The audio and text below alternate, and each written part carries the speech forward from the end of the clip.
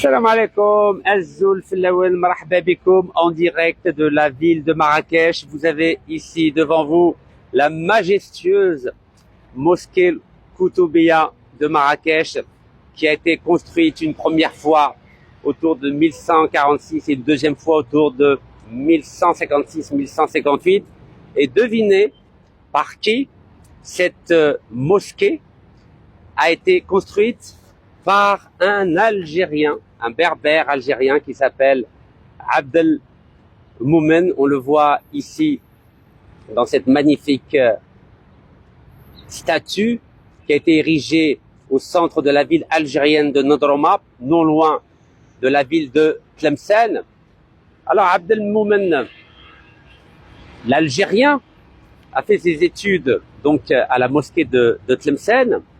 Et autour de 1123, il a rencontré un autre berbère qui vient du sud du Maroc, qui s'appelait Ibn Toumart. Ce Ibn Toumart est célèbre car c'était un prédicateur convaincu, passionné, un grand théologien.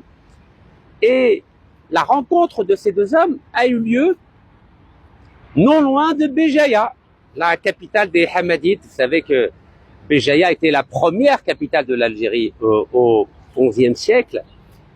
Et à ce moment-là, Abdel Moumen s'apprêtait à parfaire ses études de théologie à Bagdad. Et finalement, suite à cette rencontre divine, j'aimerais dire, ces deux hommes, Ibn Toumart et Abdel Moumen, ne se sont plus jamais quittés et Abdel Moumen n'a pas eu besoin d'aller à Bagdad. Et ensemble, donc le Marocain Ibn Toumart et l'Algérien Abdel Moumen ont développé le concept d'unicité divine. C'est-à-dire qu'ils ont mis en avant la foi dans l'unicité de Dieu. On les appelait les El-Mouwahidoun, c'est-à-dire en langue latine, les almohades. C'est avec cette appellation qu'ils sont rentrés dans l'histoire en Europe. Ces almohades, à partir de 1123, ont décidé de conquérir la ville de Marrakech qui était aux mains des Almoravides, Al-Morabitoun en arabe, c'est-à-dire ceux qui tenaient les forts dans le sud, notamment dans les provinces actuelles de Mauritanie et les provinces du Sahara occidental. Ces tribus berbères des Almoravides étaient là pour protéger les territoires de l'islam d'éventuelles attaques de tribus nord-africaines qui venaient en bas du fleuve du Sénégal. Et lorsque le grand prédicateur Ibn Toumart est mort en 1128, Abdel Moumen n'a pas voulu révéler la mort aux autres tribus berbères. Il avait peur que s'il révélait la mort d'Ibn Toumart, ce qu'ils avaient essayé de construire ensemble pendant 5 ans allait se disloquer. Dans la mesure où Ibn Toumart avait donné le titre de Amir al-Mouminin à Abdel Moumen, c'est-à-dire commandeur des croyants, l'Algérien Ibn Toumart ne voulait surtout pas être en situation de fragilité s'il révélait trop tôt la mort d'Ibn Toumart. Donc il a attendu pendant 3 années le temps de conforter son pouvoir, notamment en nouant des relations matrimoniales avec des filles berbères du sud du Maroc, avant de révéler à l'ensemble de ces tribus que Ibn Toumart était décédé. Donc 4 siècles avant la dynastie des Alaouites actuelle qui règne au Maroc, c'était un Algérien de Nadrouma, Abdel Moumen, qui était non seulement le commandeur des croyants, mais aussi le calife, et pas simplement du Maroc, pas simplement de l'Algérie, mais aussi de la Tunisie, de la Libye et du sud de l'Espagne. Et Ibn Toumart est devenu officiellement calife à partir de 1147 jusqu'à 1163, date à laquelle il est décédé. Au Maroc, à côté de Rabat, la ville qu'on appelle Salé. Alors pourquoi je vous raconte cette histoire d'Ibn Tumart et de Abd el-Moumen? Pour une raison très simple, c'est qu'à l'époque, il n'y avait pas de frontière entre la Mauritanie, le Sahara, le Maroc, l'Algérie, la Tunisie, la Libye et l'Andalousie musulmane. C'était des tribus berbères islamisées. Chacune d'entre elles, bien sûr, essayait d'avoir l'ascendant sur l'autre, mais il n'y avait pas les frontières qui ont été créées par le colonialisme français et qui aujourd'hui sont devenues pratiquement des bibles territoriales. Nous avons aujourd'hui des drapeaux qui ne correspondent absolument pas à ce qu'était l'état d'esprit des musulmans berbères au XIe ou XIIe siècle. Ces drapeaux-là n'existaient pas au temps de Abd el-Moumen ou de Ibn Tumart. Ce sont des drapeaux qui ont été créés après la colonisation française, lorsque le Maroc en 56 est devenu indépendant et lorsque l'Algérie en 62 est devenue indépendante. Et je crois aujourd'hui, il est absolument fondamental de revenir à l'esprit qui unissait le Marocain de l'époque Ibn Tumart et l'Algérien de l'époque Abd el-Moumen, car ensemble, ils ont réussi à unifier toute l'Afrique du Nord, avec en plus cerise sur le gâteau, l'Espagne musulmane, c'est-à-dire l'Andalousie actuelle. Est-ce que vous imaginez, quand un Marocain et un Algérien décident de travailler ensemble, ils réussissent à faire des miracles. Et j'aimerais revenir à ce miracle almohade du XIIe siècle, ce miracle qui nous a permis d'être ensemble, de réussir ensemble, de briller ensemble et de laisser des traces indélébiles, comme cette belle mosquée qui a été restaurée, cette mosquée de Koutoubia de Marrakech, comme je vous l'ai dit, créée, construite par l'Algérien Abd el-Moumen, commandant des croyants et calife de toute l'Afrique du Nord. Donc c'est pour ça que je suis fier d'être à Marrakech, car je ne me sens pas étranger, je suis chez moi. Et la petite histoire, est-ce que vous savez que du côté de ma mère, je suis originaire de Béjaïa, là où Ibn Tumart et Abd el-Moumen se sont rencontrés autour de 1123. Mais du côté de mon père, c'est vrai qu'aujourd'hui nous sommes dans la région de Chlef, mais son arrière-grand-père vient de la même ville que Abd el-Moumen, c'est-à-dire de Nadroma. Eh oui, le hasard des choses, c'est le grand des hasards. Donc cette statue de Abd el-Moumen est au centre de Nadroma, donc qui est à côté de Tlemcen, comme je l'ai rappelé. C'est très important de connaître l'histoire pour ne pas tomber dans les populismes actuels, ces populismes étriqués, ces nationalismes limités. Quand on connaît l'histoire, on ne s'arrête pas à des choses secondaires.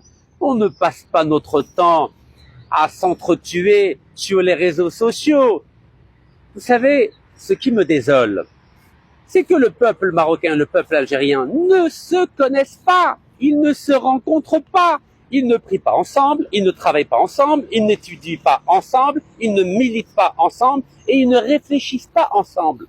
Le seul endroit où les Marocains et les Algériens vivent ensemble, travaillent ensemble, font du football ensemble, étudient ensemble, prient ensemble, réfléchissent ensemble, militent ensemble, c'est en France. Et moi, vous le savez, j'ai vécu avec des Marocains en France. C'est pour ça que jamais je ne développerai une animosité ou des conflits artificiels entre les Algériens et les Marocains.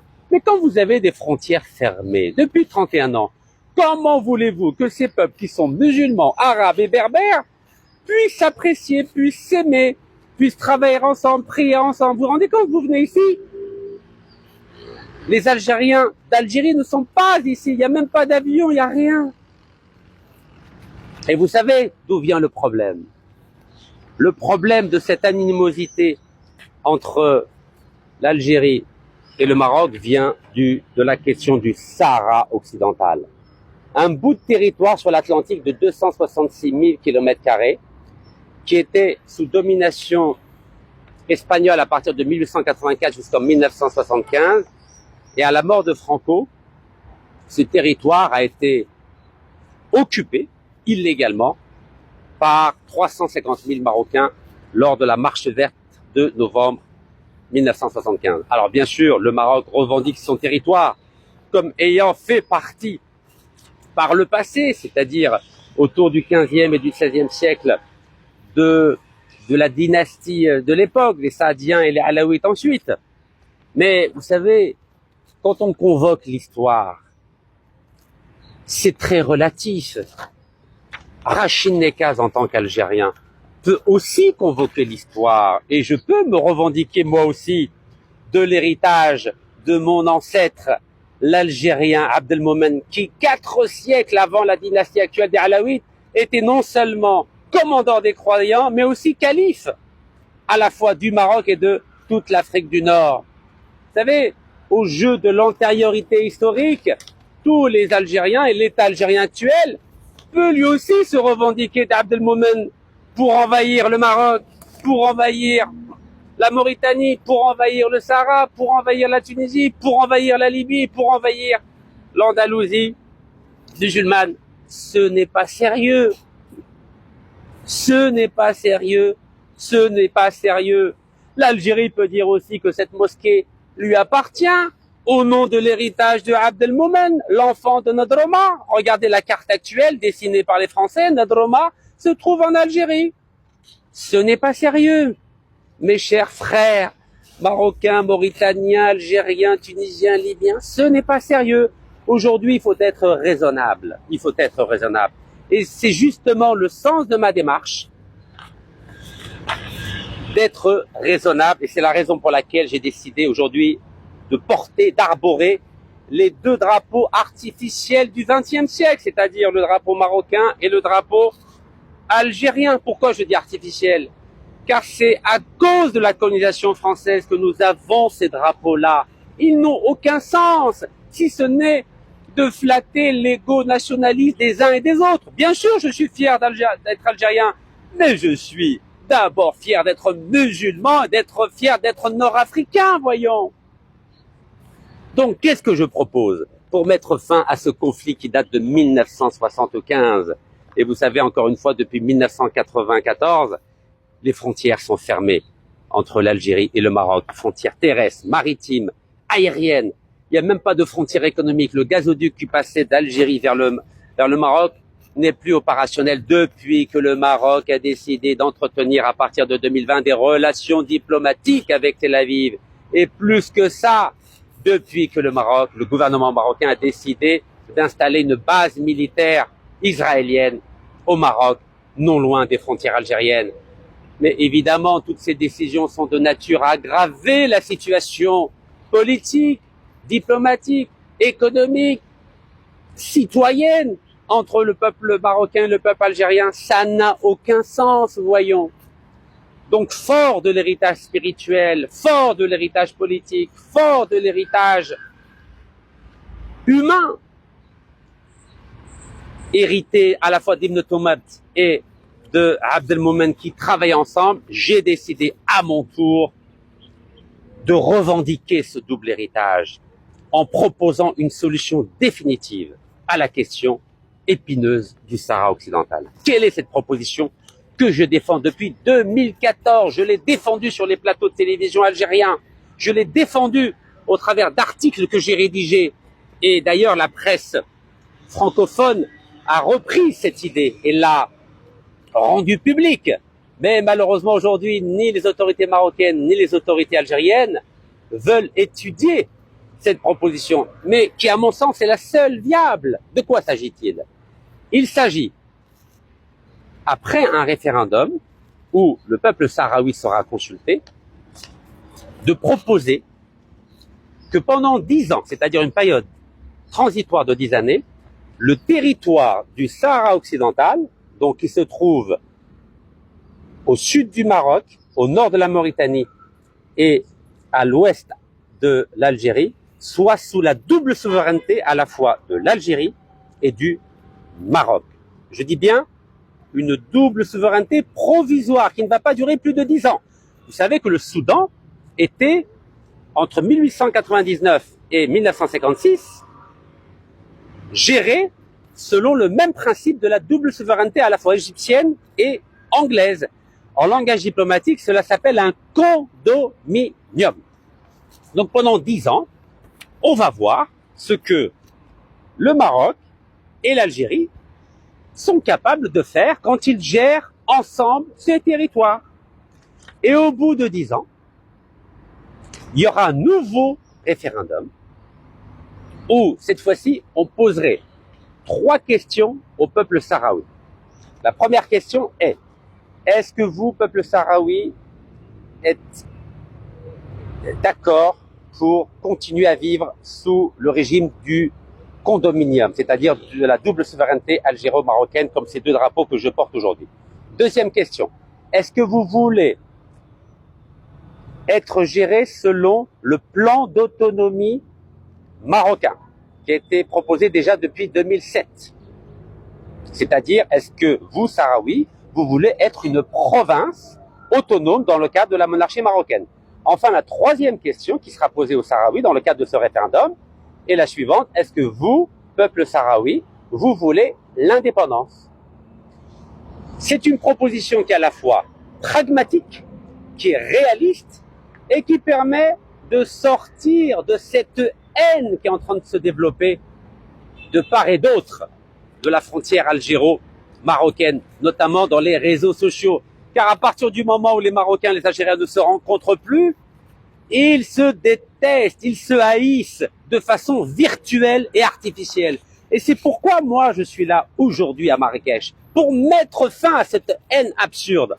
Alors bien sûr, j'ai déjà vu les réactions de mes frères marocains qui me disent: mais comment, Rachid, oses-tu dire que l'Algérie puisse gérer avec le Maroc le Sahara occidental? Le Sahara occidental a toujours fait partie du Maroc. Mais je viens de vous prouver, mes chers frères, que c'était un Algérien qui était le calife du Maroc et de l'Afrique du Nord. C'était un Algérien qui était le commandeur des croyants déjà au XIIe siècle. Donc, s'il vous plaît, ne me parlez pas d'antériorité historique, ça n'a aucun sens. Aujourd'hui, ce qu'il faut, ce sont des hommes politiques et des diplomates responsables, secondés par une société civile responsable pour mettre fin à ce conflit qui nous désunit et qui permet à l'Europe de nous imposer son diktat, sa domination politique, diplomatique, économique, culturelle, éducative, universitaire. Je ne veux plus que les pays nord-africains soient divisés et je ne veux plus qu'on soit faible par rapport à l'Europe, par rapport aux États-Unis, par rapport à la Chine, par rapport à la Russie. Ça doit finir. Je souhaite en tant que citoyen nord-africain retrouver cette puissance des Almohades. Je dis bien cette puissance des Almohades dont tout le monde avait peur à l'époque. Regardez, à la fois en Mauritanie, au Maroc, en Algérie, en Tunisie, en Libye et en Indonésie, il y avait un seul calife, un seul commandeur des croyants. Voilà ce que je souhaite au travers de cette proposition pragmatique. Alors les Algériens ne répondent pas à cette proposition, car les Algériens, en tout cas les autorités, disent nous nous en remettons à l'ONU. Mais l'ONU n'a plus aucun pouvoir aujourd'hui. L'ONU avait un pouvoir dans les années 60, car les grandes puissances de l'époque, c'est-à-dire les Américains et les Russes, étaient d'accord pour que l'ensemble des pays d'Afrique, d'Amérique latine et d'Asie soient indépendants, car ils voulaient prendre le leadership aux Français et aux Anglais qui contrôlaient toute l'Afrique. Mais à partir du moment où ils ont réussi à déloger la France et l'Angleterre en tant que puissance coloniale en Afrique, aujourd'hui l'ONU n'est plus opérationnelle. Donc les États-Unis et l'URSS avaient utilisé l'ONU pour déloger la France et l'Angleterre de l'Afrique. Mais aujourd'hui, à partir du moment où c'est à nouveau les deux seules grandes puissances, ils n'ont plus besoin de l'ONU. Et c'est pourquoi, depuis 50 ans, la question du Sahara occidental n'a pas trouvé de solution. Car l'ONU n'a plus aucun pouvoir pour régler ce problème-là. Les seuls qui pourront régler ce problème, c'est ces deux-là, les Marocains et les Algériens, assis autour d'une table. Et ensuite, si on veut, on pourra consulter l'ONU pour avaliser ces décisions qui auraient été prises par les deux pays. Voici le message que je voulais vous adresser en direct de Marrakech devant cette majestueuse mosquée El Koutoubia qui a été construite par l'Algérien Abdel Moumen, ex-commandeur des croyants et ex-calife de l'ensemble de l'Afrique du Nord, afin que l'esprit du Ramadan puisse apaiser nos cœurs, nos esprits dans l'intérêt commun de l'ensemble de l'Afrique et en particulier des peuples d'Afrique du Nord. Barakallahu fikum, sahar rankum ou sahar torkum.